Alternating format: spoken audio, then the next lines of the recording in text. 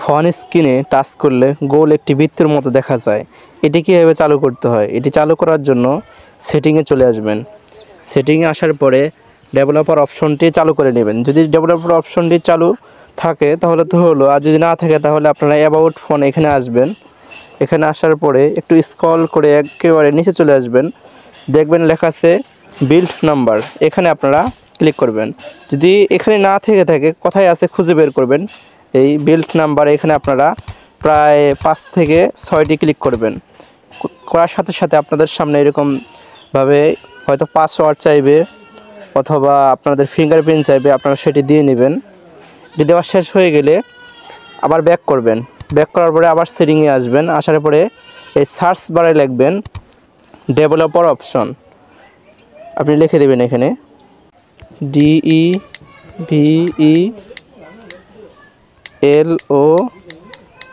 DEVELOPER, developer অপশনে চলে আসছে। এখানে ক্লিক করবেন। এখানে আসার পরে অনেকগুলো অপশন দেখবেন, স্ক্রল করে নিচে চলে আসবেন। নিচে আসার পরে আপনারা খুঁজতে থাকবেন কোথায় লেখা আছে শো ট্যাবস। এখানে আপনারা ক্লিক করবেন। এই যে ক্লিক করলাম আমি এখানে, দেখেন এখন আমি যেখানে টাচ করতেছি সেখানে একটি গোল বৃত্তের মধ্যে দেখা যাচ্ছে। যদি ভিডিওটি আপনাদের একটু উপকারে আসে, যদি ভালো লাগে লাইক করবেন এবং আমাদের চ্যানেলটি সাবস্ক্রাইব করবেন।